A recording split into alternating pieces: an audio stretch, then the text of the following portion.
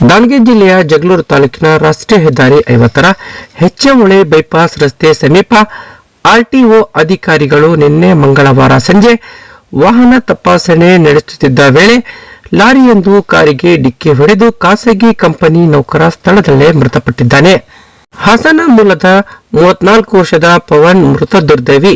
Car ಚಾಲಕ ಕೋಲಾರದ ಮೋನೇಶ್ ಹಾಗೂ ಬೀದರ್ ಮೂಲದ ಸರ್ವೇಶ್ ಎಂಬುವರು ಗಾಯಗೊಂಡಿದ್ದಾರೆ. ಬೆಂಗಳೂರು ಮೂಲದ ಯುವಿಪೆಪ್ ಎಂಬ ಶೈಕ್ಷಣಿಕ ತಂತ್ರಜ್ಞಾನ ಕಂಪನಿ 6 ರಿಂದ 18 ವಯಸ್ಸಿನ ಮಕ್ಕಳಿಗೆ ರೋಬೋಟಿಕ್ ಬಗ್ಗೆ ಜಾಗೃತಿ ಮೂಡಿಸುವ ಕೆಲಸ ಮಾಡುತ್ತಿದ್ದರು. ಕಂಪನಿಯ 3 ನೌಕರರು ಸಂಡೂರಿನಲ್ಲಿ ತಂತ್ರಜ್ಞಾನಕ್ಕೆ ಸಂಬಂಧಿಸಿದ ಉಪಕರಣ ಖರೀದಿಸಿ ಬೆಂಗಳೂರಿಗೆ ಮರಳಿದ್ದರು. ಆದರೆ ಜಗಳೂರು ತಾಲೂಕಿನ ಹೆಚ್ಚಮೊಳೆ ಬೈಪಾಸ್ ಬಳಿ ಆರ್ಟಿಒ ಅಧಿಕಾರಿಗಳು ವಾಹನ ತಪಾಸಣೆ ನಡೆಸುತ್ತಿದ್ದಾಗ ಈ ವೇಳೆ ಲಾರಿ ಚಾಲಕನೊಬ್ಬ ಅಧಿಕಾರಿಗಳಿಂದ ತಪ್ಪಿಸಿಕೊಳ್ಳುವ ಭರದಲ್ಲಿ ಲಾರಿಯನ್ನು ರಸ್ತೆ ಮಧ್ಯಭಾಗಕ್ಕೆ ತಂದಿದ್ದಾನೆ. ಇದೇ ವೇಳೆ ಹಿಂದಿನಿಂದ ಬರುತ್ತಿದ್ದ ಕಾರು ಲಾರಿಯನ್ನು ಪಾಸ್ ಮಾಡಲು ಮುಂದಾದಾಗ ಲಾರಿಯ ಬಲಭಾಗಕ್ಕೆ ಡಿಕ್ಕಿ ಹೊಡೆದು ಪಲ್ಟಿಯಾಗಿದೆ.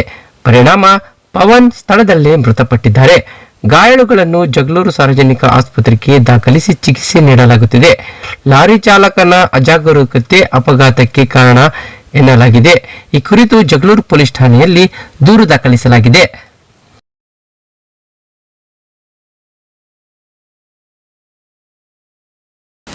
ಇನ್ನು ಆರ್ಟಿಒ ಅಧಿಕಾರಿಗಳ ನಿರ್ಲಕ್ಷ್ಯಕ್ಕೆ ಸಾರ್ವಜನಿಕರು ಆಕ್ರೋಶ ವ್ಯಕ್ತಪಡಿಸಿದ್ದಾರೆ.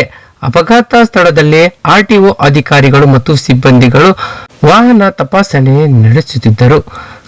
ಕಣ್ಣೆದುರೇ ಭೀಕರ ಅಪಘಾತವಾದರೂ ಸೌಜನ್ಯಕ್ಕಾದರೂ ಹತ್ತಿರ ಬಂದು ನೆರವಾಗಲಿಲ್ಲ.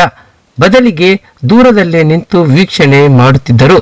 ಅಧಿಕಾರಿಗಳ ನಿರ್ಲಕ್ಷ್ಯದಿಂದ ರಸ್ತೆಯಲ್ಲಿ ಅನೇಕರು ಪ್ರಾಣ ಕಳೆದುಕೊಳ್ಳುವಂತಾಗಿದೆ ಎಂದು ಅಪಘಾತದಲ್ಲಿ ಗಾಯಾಳು ಕಾರು ಚಾಲಕ ಮೋನೇಶ್ ಆಕ್ರೋಶ ವ್ಯಕ್ತಪಡಿಸಿದರು.